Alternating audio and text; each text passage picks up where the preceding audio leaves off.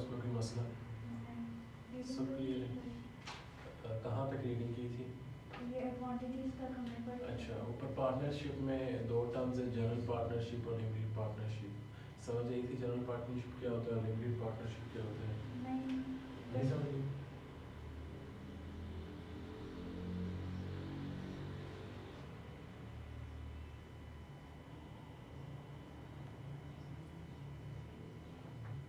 नहीं समझ I general और लिमिटेड की?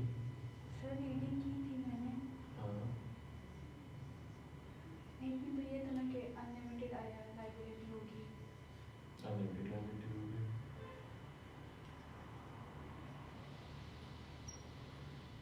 और इसमें इसमें भी एक जनरल लिमिटेड होगी, यस, लेकिन सिर्फ और सिर्फ एक पार्टनर की। एक पार्ट क्या एक से ज़्यादा भी हो सकते हैं जिनकी लिमिटेड हो, दो तीन, लेकिन एक एटलीस्ट ऐसा पार्टनर होना चाहिए जिसकी लायबिलिटी लिमिटेड अनलिमिटेड हो। जनरल वाला जो एक जनरल में तो सबकी अनलिमिटेड है ना, यस, यहाँ पे एटलीस्ट एक पार्टनर ऐसा होना चाहिए जिसकी लायबिलिटी अनलिमिटेड हो। बाकी में भी दो तीन पार्टनर ऐसे आ जाए जिनकी लायबिलिटी जो हो वो लिमिटेड हो। लिमिटेड लायबिलिटी का मतलब पता है, जब कंपनी बंद होगी तो कंपनी के पैसे वो अपनी जेब से नहीं देंगे, जितना उन्होंने पैसा इन्वेस्ट किया है वहीं से पैसा जाएगा। अच्छा, अब यहाँ पर रिस्पॉन्सिबिलिटी किसकी ज़्यादा बड़ी है, लिमिटेड पार्टनर की या अनलिमिटेड पार्टनर की? रिस्पॉन्सिबिलिटी अनलिमिटेड वाली। अनलिमिटेड वाली। क्यों? क्योंकि अगर डिजॉल्व होगा बिजनेस तो उससे ज़्यादा पैसा देना है, अपनी जेब से में भी देना पड़ जाए, तो जो आउटकम हो, जो प्रॉफिट होना चाहिए वो ज़्यादा किसको मिलना चाहिए? अनलिमिटेड वाली। अनलिमिटेड वाले को प्रॉफिट ज़्यादा मिलना चाहिए। यहाँ तक भी मसला? सर इसकी रीजन क्या है कि एक ही अनलिमिटेड है, लिमिटेड पार्टनरशिप की टाइप है, लिमिटेड पार्टनरशिप। कुछ पार्टनर्स ऐसे होते हैं जो कहते हैं कि हमें करना तो पार्टनरशिप बिजनेस ही, हम 5 बंदे, हमें करना तो पार्टनरशिप बिजनेस ही है, लेकिन हम अपनी लायबिलिटी को उसी अमाउंट तक महदूद रखना चाहते हैं जितने पैसे हम इन्वेस्ट करें। तो उस सिचुएशन में ये जो लिमिटेड पार्टनर होते हैं इनकी जो लायबिलिटी होती है वो कहाँ तक लिमिटेड हो जाती है, जितने उन्होंने पैसे इन्वेस्ट किए। और जो अनलिमिटेड पार्टनर होते हैं इनकी लायबिलिटी अनलिमिटेड हो जाती है। अच्छा, तो जब एग्रीमेंट हो रहा होगा तो ये जो पार्टनर होगा ये कहेगा यार कि मुझे जब आप लोग मुझसे बेनिफिट ज़्यादा ले रहे हो, फ्यूचर में जब मैंने पैसे ज़्यादा देने तो मैं आज प्रॉफिट भी ज़्यादा डिजर्व करता हूँ, ठीक है, इसलिए इसको प्रॉफिट भी ज़्यादा मिलेगा, इनको इससे कम मिलेगा, और ये लायबल होगा for any liabilities from his personal assets. Clear है? ठीक है। अच्छा, एडवांटेजेस तक कल हम पढ़ चुके थे, आज हमें डिसएडवांटेजेस से पढ़ना है। ठीक है, फर्स्ट डिसएडवांटेज कौन सा है? Unlimited liability. Unlimited liability. क्या मतलब है अनलिमिटेड लायबिलिटी का? मतलब अगर डिसॉल्व हो गई तो उनकी लाइबिलिटी ज़्यादा होगी और उन्हें अपने पर्सनल एसेट्स को बेच कर वो पर्सनली लायबल होगा इस चीज़ के लिए, ठीक है, जितने भी पार्टनर्स होंगे वो इस चीज़ के लिए पर्सनली लायबल होंगे कि उनकी लायबिलिटी जो है वो अनलिमिटेड होगी। सिर्फ और सिर्फ एसेट्स तक उनकी लायबिलिटी महदूद नहीं होगी, उनकी लायबिलिटी उनके पर्सनल एसेट भी उसमें इन्वॉल्व होंगे, ठीक है। नेक्स्ट क्या है? Sharing of profit. Sharing of profit. ये ऑब्वियसली जब पार्टनरशिप बिजनेस स्टार्ट होगा तो इनके दरमियान एक एग्रीमेंट हुआ होगा। लेट्स सपोज लिमिटेड पार्टनर ने कहा कि हम प्रॉफिट, इसने कहा मैं प्रॉफिट का 30% लूँगा, बाकी जो तीन थे उन्होंने कहा हम 20% लेंगे, ठीक है, या बाकी ने 20% लेने हैं, तो ये एग्रीमेंट हुआ होगा कितने परसेंट हमने किस पार्टनर को हमने कितने परसेंट प्रॉफिट देना है, एग्रीमेंट हुआ होगा, ठीक है, उसी की बात हो रही है, ठीक है। जो एग्रीमेंट हुआ होगा उसी की आपस में जो प्रॉफिट आएगा ये ना उसकी शेयरिंग हो जाएगी उस एग्रीमेंट में, जितनी परसेंटेज लिखी होगी उसी के मुताबिक, ठीक, ये जो भी उनकी कंडीशंस होंगी उनके मुताबिक। Next, difference of opinion. ये क्या है? मतलब अगर कोई मैटर पे डिस्कशन हो रही होगी तो हर एक का डिफरेंट पॉइंट ऑफ व्यू होगा ना, तो ज़रूरी नहीं है कि वो एक बात पे मतलब हो, तो उनका क्लैश भी आ सकता है। अब ऑब्वियसली पार्टनर्स एक से ज़्यादा होंगे, सबको जो राइट है वो एक जितना है।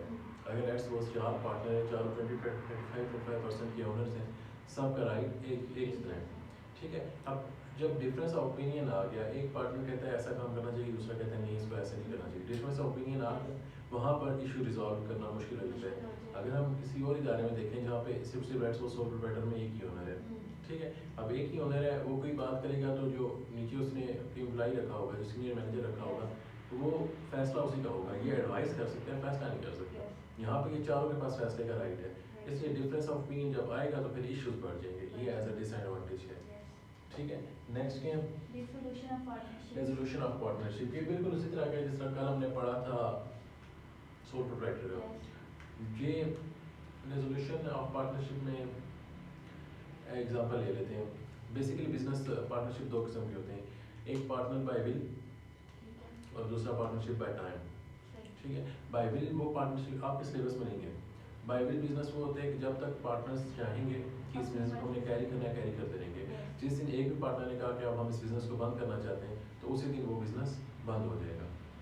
ठीक ठीक है, अब पार्टनरशिप बाय टाइम उनका एक एग्रीमेंट है, यार ये पार्टनरशिप बिजनेस हमने 2 साल तक कैरी करना है, 2 साल के बाद हम इसे बंद कर देंगे। अगर हमें 2 साल के बाद फर्दर कैरी करना पड़ा, हम सब एग्री होंगे अगर, तो हम न्यू एग्रीमेंट हम करेंगे कि अब अगले 2 साल 4 साल हमने इसको दोबारा कैरी करना है। ठीक है, ये दो पार्टनरशिप की टाइप्स हैं।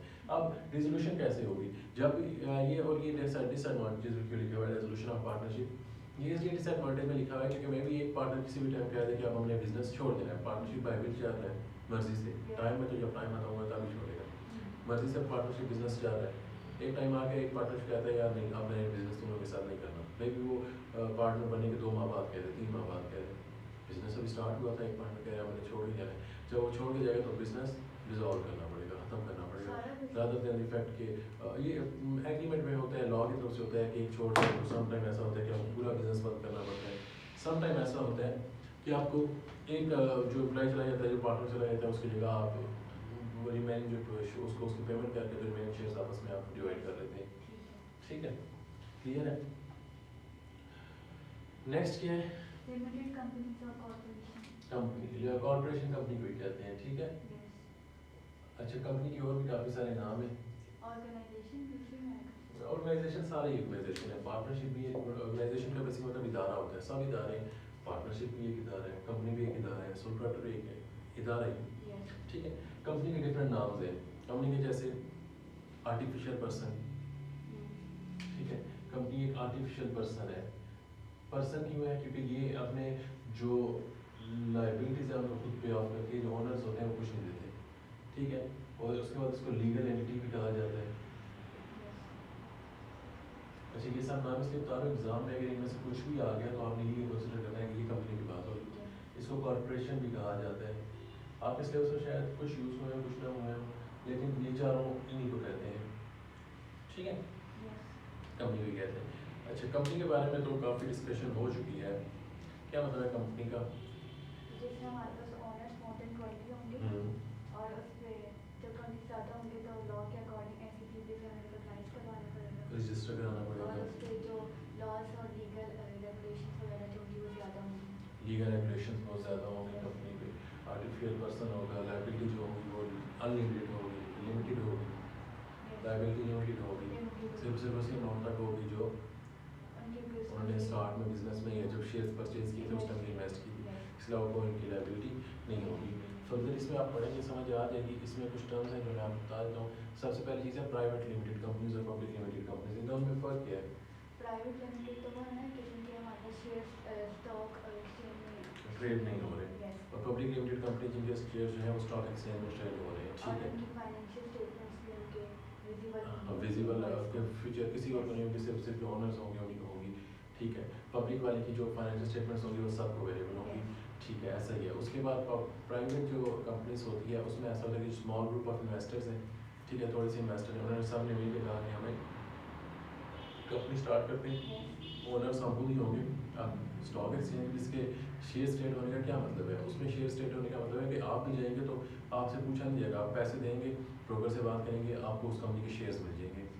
ठीक है, कुछ जो रिक्वायरमेंट्स हैं लॉ की वो लॉ की हैं। अब कंपनी को नहीं पता होगा, उनके पास एक नाम चला जाएगा कि हाँ ईमान ने हमारे पास शेयर्स परचेज कर लिए हैं। ठीक है, लेकिन वो किस चीज़ से कि आपको रोकेंगे नहीं, वो आपको रोक नहीं सकते। आप पर उन्होंने अगर आप अपने शेयर्स स्टॉक एक्सचेंज में ट्रेड इसलिए करें कि लोग आके खरीदें, आप पैसे देंगे आप मुझे। प्राइवेट में क्या होगा, प्राइवेट में ऐसा नहीं होगा कि कोई भी जाके उसी टाइम खरीद सकते हैं, क्योंकि उसकी जो होल्डिंग होगी वो सब उन्हीं के पास होगी। जितने भी शेयर्स हैं उनके ओनर्स वो खुद हैं, स्मॉल 20 25 30 जितने भी लोग हैं उन्होंने कहा इसके ओनर्स हम खुद बनना चाहते हैं। ठीक है, क्लियर है, समझ आ गई स्टॉक एक्सचेंज पे ट्रेड होने का मकसद। अच्छा नेक्स्ट एक टर्म लिखी हुई है इनिशियल पब्लिक ऑफरिंग। क्या मतलब है इनिशियल पब्लिक ऑफरिंग का, प्राइवेट कंपनी है लेट्स सपोज, अभी उसके शेयर्स उन्हीं जितने भी लोग हैं उनके पास हैं, उन्हें पैसों की ज़रूरत पड़ रही है। अब उनमें से खुद पास पैसे नहीं थे, अगर अपने पास पैसे होते तो किसी एक को शेयर ज़्यादा इशू करके तो उससे पैसे ले लेते। अच्छा प्राइवेट कंपनी में जो डिविडेंड पे होता है, कंपनी में हमेशा डिविडेंड पे होता है, प्रॉफिट नहीं पे होता। ठीक है, कंपनी में डिविडेंड पे होता है, ठीक है, प्रॉफिट नहीं होता। प्रॉफिट अगर नेट प्रॉफिट जो है वो नेक्स्ट रेवेन्यू के लिए यूज़ करें। प्रॉफिट आ गया 1 लाख, नहीं रेवेन्यू के लिए प्रॉफिट तो उसी तरह आएगा जिस तरह नॉर्मल आता है, सेल्स लेस एक्सपेंसेस जितने भी होंगे हमारा प्रॉफिट आ जाएगा। ठीक है, अब पार्टनरशिप में क्या होता है, ये 100 रुपया प्रॉफिट आया, 4 पार्टनर है, 25-25 रुपये सबको चले गया, ऐसे ही 100 प्रोवाइडर में 100 रुपया प्रॉफिट आया, एक बंदे को पूरा आपको 100 रुपया चला गया। कंपनी में क्या होगा, इसमें से पहले रिटेन अर्निंग्स रखी जाएगी 40 रुपये 50 रुपये, रिटेन अर्निंग्स जो अगले साल यूज़ होगी, टॉपिक हमने पढ़ा था यार। ठीक है, उसके बाद जो 60 रुपये बचेंगे उनको शेयर्स की बेस पे एज अ डिविडेंड, जिसके पास जितने शेयर्स होंगे उसका जितना शेयर, अच्छा ये पर शेयर अमाउंट निकाली जाती है। टोटल लेट्स सपोज कंपनी ने 100 शेयर्स इशू किए हुए थे, ठीक है, अब एक शेयर के कितने पैसे बनते हैं, 60 रुपये प्रॉफिट आया, 100 शेयर्स इशू किए थे, एक शेयर पे इनको प्रॉफिट बनता है 0.6 रुपीज़, ऐसा ही है, यहाँ तक समझ आ रही है ना, 0.6। अब जिस बंदे के पास 20 शेयर्स होंगे वो 20 पर जो है 0.6 ये उसका डिविडेंड आ जाएगा। ठीक है, ये यहाँ तक ये इनिशियल पब्लिक ऑफरिंग का क्या मतलब है, आप लेट्स सपोज अपने जो शेयर्स हैं, प्राइवेट कंपनी है आप एक, ठीक है, आपके किसी के पास पैसे नहीं है, अब आप क्या कहते हैं यार ऐसा करते हैं कि अपने जो शेयर्स हैं उनको उठा के स्टॉक एक्सचेंज पे ट्रेड करा देते हैं। ठीक है, अभी तक आप प्राइवेट हैं, लेकिन प्राइवेट कंपनी तो अपने शेयर्स को स्टॉक एक्सचेंज पे ट्रेड करवा नहीं सकती, फिर कुछ टाइम के लिए उनको अपनी कंपनी को चेंज कराना पड़ेगा एज अ पब्लिक कंपनी, वो अपना फिर शेयर्स को ट्रेड कर लेंगे। अच्छा, अब इनिशियल पब्लिक ऑफरिंग का मतलब है फर्स्ट टाइम जब कोई प्राइवेट कंपनी अपने शेयर स्टॉक एक्सचेंज पे ट्रेड करती है, फर्स्ट टाइम अपने शेयर स्टॉक एक्सचेंज पे लगाती है, उसको क्या कहते हैं, इनिशियल पब्लिक ऑफरिंग। इनिशियल मतलब पहली बार पब्लिक को हम ऑफर कर रहे हैं, पहली बार। ठीक, clear. Next structure of company लिखा हुआ है, कंपनी के कितने ओनर्स होते हैं, ओनर्स कैसे बनते हैं, बोर्ड ऑफ, अच्छा एक चीज़ और अच्छा, बोर्ड डायरेक्ट, कंपनी को मैनेज कौन कराते हैं, directors, board of directors, directors, board और दोस्त चार्ज गवर्नेंस, इस इन सब का एक ही मतलब है डायरेक्टर्स। चारों वर्ड हैं, आपने एक ही कंसिडर करना है। बोर्ड सिर्फ लिखा आ जाए तो क्या मतलब है, बोर्ड ऑफ डायरेक्टर। अब एक्चुअली बोर्ड ऑफ डायरेक्टर्स का मतलब है 4-5 डायरेक्टर जब मिल जाते हैं तो उसको एक बोर्ड कह देते हैं, एज अ कंबाइन उनका बोर्ड ऑफ डायरेक्टर्स कह देते हैं। ठीक है, अब 5 मिल गए तो उनका बोर्ड बन गया, सिर्फ बोर्ड जाएगा तो उससे भी उसकी यही मतलब होगा डायरेक्टर्स, डायरेक्टर्स का आएगा तो वो तो डायरेक्टर्स हैं, बोर्ड ऑफ डायरेक्टर्स का है वो भी, दोस्त चार्ज विद गवर्नेंस भी हो तो उनका भी मतलब होता है डायरेक्टर्स ही। ठीक है, अच्छा ये आप पढ़ेंगे तो इसके अलावा कोई ऐसी चीज़ नहीं है। एडवांटेज पे आ जाते हैं, पहला एडवांटेज कौन सा है, इकोनॉमीज ऑफ स्केल। कंपनी का एक एडवांटेज है कि वहाँ पे जो डिफरेंट रिसोर्सेज हैं वो इकट्ठे हो जाते हैं। कैसे डिफरेंट रिसोर्सेज इकट्ठे हो जाते हैं, हर टाइप के, पैसा एक रिसोर्स है इकट्ठा हो जाएगा, स्किल एक रिसोर्स है, बड़ी कंपनी होगी ज़्यादा लोग आएंगे इकट्ठे हो जाएंगे, आइडियाज़ ज़्यादा लोग होंगे ज़्यादा आइडियाज़ होंगे इकट्ठे हो जाएंगे। ठीक है, ये तो होंगे कॉम्बिनेशन ऑफ रिसोर्स। ये सब चीज़ें जब इकट्ठी होंगी तो ऑब्वियसली इदारे को फ़ायदा होगा, इन्हीं चीज़ों से इदारे में स्किल अच्छी होगी, आइडियाज़ अच्छे होंगे, पैसा ज़्यादा होगा, तो इन्हीं चीज़ों से फ़ायदा होता है, इन्वेस्टमेंट अच्छी होगी। ठीक है, अच्छा अब इकोनॉमीज ऑफ स्केल का क्या मतलब है, इकोनॉमीज ऑफ स्केल का मतलब है आपको गोल दिया गया, आपने प्रोडक्शन करनी है 100 यूनिट्स की। ठीक है, अगर आपने 100 यूनिट्स की प्रोडक्शन करनी है, वैसे आपकी नॉर्मल कॉस्ट आती है 100 पर यूनिट 1 रुपया। ठीक है, लेकिन आपने अपने रिसोर्सेज को इस सेंस में यूज़ किया कि वही चीज़ आपकी बन गई 90 रुपये में, मतलब 1 यूनिट बनाने में आपको कितने पैसे लगे, 0.9। ऐसा ही है, यहाँ पे आपकी जो 10 रुपये बचत हुई है इसको कहते हैं इकोनॉमीज ऑफ स्केल। आप अपना काम उसी तरह कर रहे हैं लेकिन कम कॉस्ट में, एफिशिएंटली आप काम करते हैं ताकि आपकी कॉस्ट भी बचे और आपका काम भी हो जाए, इसको हम कहते हैं इकोनॉमीज ऑफ स्केल। आपको जब कोई बेनिफिट मिलता है इस टाइप का, ठीक है, जब हम किसी भी चीज़ को एफिशिएंटली यूज़ करते हैं किसी बेनिफिट के लिए तो हम इसको इकोनॉमीज ऑफ स्केल कहते हैं। ये कंपनी का फ़ायदा है कि इदारे का फ़ायदा है ना ये। ठीक है, नेक्स्ट क्या है, लिमिटेड लाइबिलिटी। कंपनी की जो लाइबिलिटी होती है वो क्या होती है, लिमिटेड होती है। यहाँ पे जो ओनर्स शेयर होल्डर्स होंगे उनका पैसा जितना उन्होंने लगाया होगा स्टार्ट में उतने की वो लायबल होंगे। अगर ओनर कंपनी खत्म हो रही है, बैंक वालों को पैसे देने हैं, इतने पैसे नहीं है जो कंपनी के सारे एसेट्स लेके भी इकट्ठे हो रहे हैं, तो क्या करेंगे, वो कहेंगे भाई जाओ, शेयर होल्डर अपनी जेब से कुछ नहीं देंगे। ठीक है, बैंक ने 120 रुपया लेना था, 100 रुपये आप लोगों ने दे दिया। ठीक है, एसेट सारे बच गए, पर 20 रुपये बच के अब पार्टनरशिप में या सोलो ट्रेडर में क्या होता है, वो जो 20 रुपये थे पार्टनर अपनी जेब से देता था। यहाँ पे जो ओनर्स होंगे, जो शेयर होल्डर होंगे, वो अपनी जेब से कुछ नहीं देंगे। ऐसे क्यों होता है? क्योंकि ये लिमिटेड लाइबिलिटी इनकी लिमिटेड होती है। स्टार्ट में जो एग्रीमेंट होते हैं उसमें यही लिखा होता है कि हम जो लाइबल हैं वो इतने ही पैसों में जितने हम सबमिट करा रहे हैं आपको पैसे। फिर तो गवर्नमेंट को नुकसान नहीं होगा। गवर्नमेंट को नुकसान होगा, नुकसान तो उसको होगा, उस बैंक को जिसने इन्वेस्टर को पैसे दिए हैं उसका नुकसान होगा, उस इन्वेस्टर को होगा। इन्वेस्टर तो नहीं कह सकते, इन्वेस्टर तो शेयर होल्डर्स ही होते हैं, उस डेटर को होगा जिसने आपको लोन दिया है, ठीक है, डेट दिया है जिसने। अच्छा, अब यहाँ पे ये बात आती है कि इसीलिए जो बैंक्स होते हैं वो काफ़ी ऐसे इदारे को लोन नहीं देते जो आपके लॉस हो जा रहे हो, इसलिए ऑडिटेड फाइनेंशियल स्टेटमेंट्स देखी जाती हैं आपकी कि आपके जो फाइनेंशियल स्टेटमेंट्स हैं उनमें बेसिकली अभी आपके पास एसेट कितने आ रहे हैं। स्टेटमेंट ऑफ फाइनेंशियल पोजीशन जो आप लोग बनाते हैं उसमें सबसे टॉप पे क्या आता है, एसेट्स आते हैं। अब जब भी बैंक लोन देगा तो ऐसा 100% श्योर है, 110% वो आपको किसी भी जुबान पे नहीं देगा। अब बैंक अपनी फाइनेंशियल्स हमारे पास हो और वो भी ऑडिटेड फाइनेंशियल स्टेटमेंट्स। ऑडिट जब होता है तो ये चेक किया जाता है कि जो 1 लाख रुपए के एसेट आपने लिखे हैं कंपनी के, ये एक्चुअली एग्जिस्ट कर रही है या नहीं, ठीक है। तो बैंक को पता होगा यार एक ऑडिटर ने इसका ऑडिट किया है तो मतलब कि ये एक्चुअली एग्जिस्ट कर रही है, ठीक है।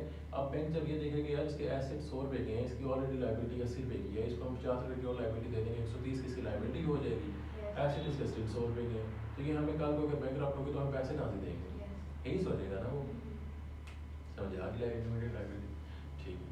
नेक्स्ट क्या है, Ease of transferring ownership. Transferring of ownership.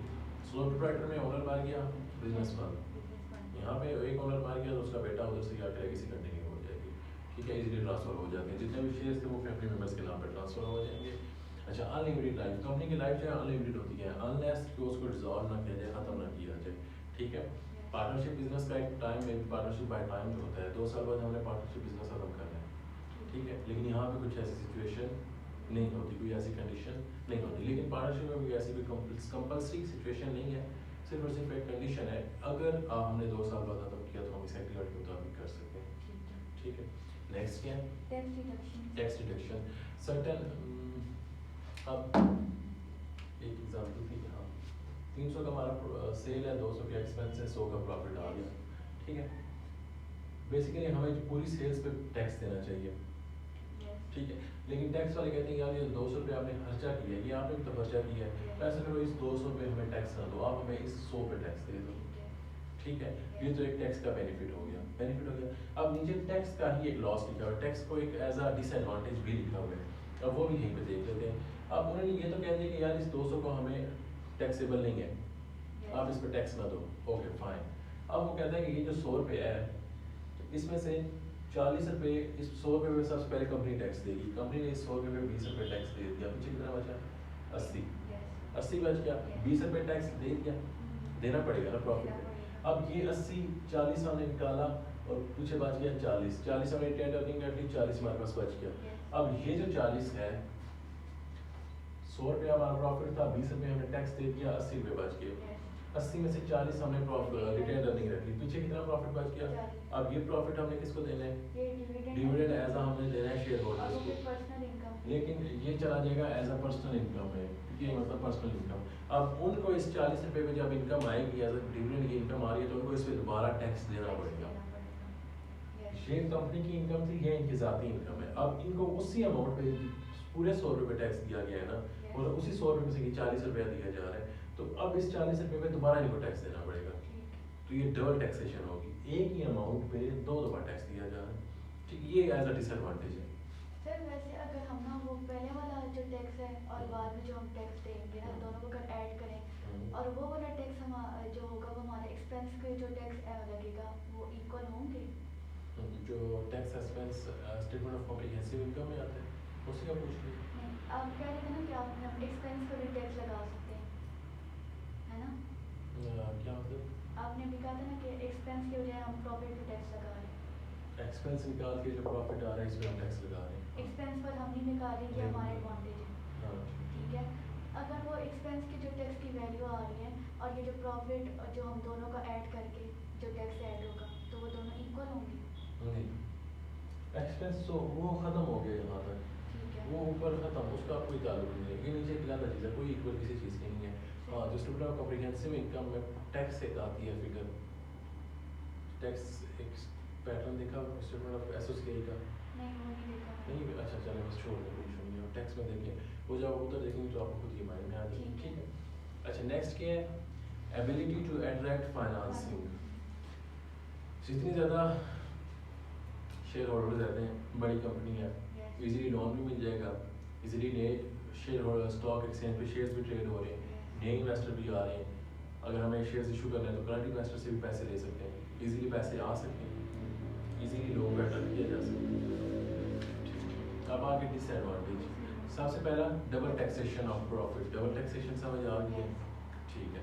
Next क्या है, cost and complexity of formation. ये बात तो मैंने काफ़ी बार कर चुका हूँ कि जो इस पे लॉज एंड रेगुलेशन है वो बहुत ज़्यादा है। कॉस्ट एंड कॉम्प्लेक्सिटी का मतलब है कि जब आप बना रहे होते हैं कंपनी तो उस टाइम जो आपको कॉस्ट इनकर करनी पड़ती है, फीसेस बहुत ज़्यादा देनी पड़ती हैं। ठीक है। अब एक रिक्वायरमेंट ये भी होती है कि जब तक आपका इतना कैपिटल नहीं होगा, कैपिटल का मतलब है कि आप 25-50 लोग मिलकर कंपनी बनाना चाह रहे हैं तो उन 50 लोगों से एटलीस्ट इतने पैसे होने चाहिए आप लोगों के पास कंपनी स्टार्ट करने के लिए। ठीक है। इतने पैसे आपके पास मस्ट होने चाहिए, ये रिक्वायरमेंट है। ठीक है। ऐसी बहुत सारी कॉम्प्लेक्सिटी सी है। इंक्रीज्ड गवर्नमेंट रिस्ट्रिक्शंस, गवर्नमेंट के ऊपर की तरफ से आप पे रिस्ट्रिक्शंस बहुत ज़्यादा होंगी। क्यों ज़्यादा होंगी? क्योंकि लोगों का इंटरेस्ट बहुत ज़्यादा होगा आपकी कंपनी में।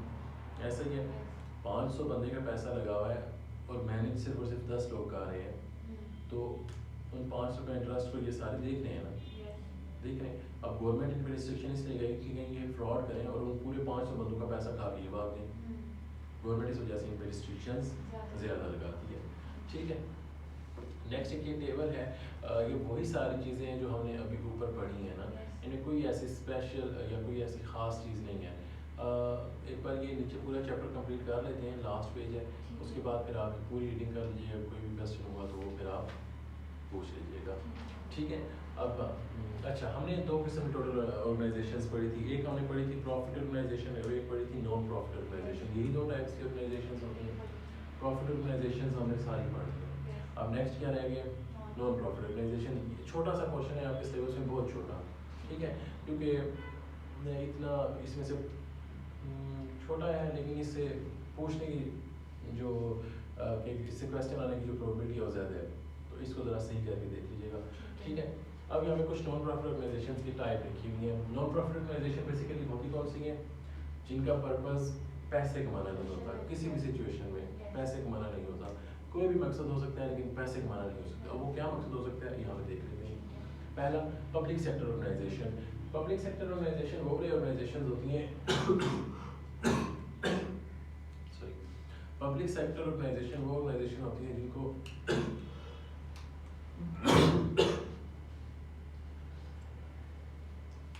पब्लिक सेक्टर ऑर्गेनाइजेशंस वो ऑर्गेनाइजेशंस होती हैं जिनको टोटली गवर्नमेंट फंड कर रही होती है।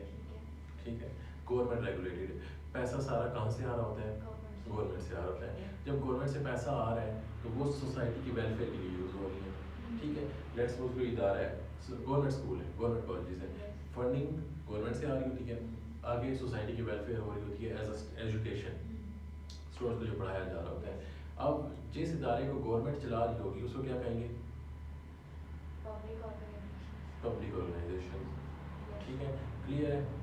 कंप्लीटली फंड कहाँ से आ रहे हैं, गवर्नमेंट से आ रहे हैं, कोई और से प्रॉफिट नहीं आ रहा, कहीं और से इनकम का जरिया नहीं है, और आप आगे से सर्विस सर्व कर रहे हैं लोगों को। ठीक है। नेक्स्ट कौन सी है, नॉन गवर्नमेंट ऑर्गेनाइजेशन। ऊपर तो गवर्नमेंट थी, नॉन गवर्नमेंट। अब गवर्नमेंट एक तो चलिए गवर्नमेंट ने हमें पैसे दे दिए, अगर गवर्नमेंट भी हमें पैसे नहीं देगी तो, और हमारा पर्पस कोई चीज़ इनकम लाना भी नहीं है, सोसाइटी की वेलफेयर है, तो हमारे पास पैसे कहाँ से आएंगे, डोनेशंस, चैरिटीज, जो ट्रस्ट्स होते हैं, डोनेटर्स होते हैं, अपनी मर्जी से अपनी बिल से आपको पैसे देते हैं, आप फिर सोसाइटी के वेलफेयर के लिए काम करते हैं। ठीक है। Next, clubs and societies. अच्छा, ये एक बड़ी अच्छी नॉन प्रॉफिट ऑर्गेनाइजेशन है, इंटरेस्टिंग है। इसमें ऐसा होता है 20 लोगों ने मिल के एक पैसे इकट्ठे किए और कहा कि हम एक क्लब खोलते हैं। उस क्लब का पर्पस, जब 20 लोग मिलकर पैसे डाल रहे हैं तो एक इदारा चलता है, इसका प्रॉफिट आता है, ऐसे ही है, और प्रॉफिट उनका पर्पस भी है। उनका वो वहाँ पे पर्पस ये होता है कि वो जो पैसे लोग इन्वेस्ट कर रहे हैं उसका जो बेनिफिट हो वो उन्हीं 20 लोगों को हो। ठीक है। आपने क्लब्स नाम सुना होगा, इस्लामाबाद क्लब, वहाँ पे क्या होता है, वहाँ पे जिन लोगों के पास मेंबरशिप होती है, जो लोग पे करते हैं पैसे वो उसके मेंबर बन जाते हैं। ठीक है। जिन्होंने पैसा दिया मेंबर बन गए तो उस ऑर्गेनाइजेशन के जो सारे बेनिफिट्स होंगे वो सिर्फ और सिर्फ उन्हीं मेंबर्स को मिलेंगे। प्रॉफिट नहीं बन रहा, यस प्रॉफिट नहीं आ रहा, नहीं पैसे लगे, इन्होंने जेब से पैसे दिए, नॉट फॉर प्रॉफिट ऑर्गेनाइजेशन है। बेनिफिट किसको आ रहे हैं?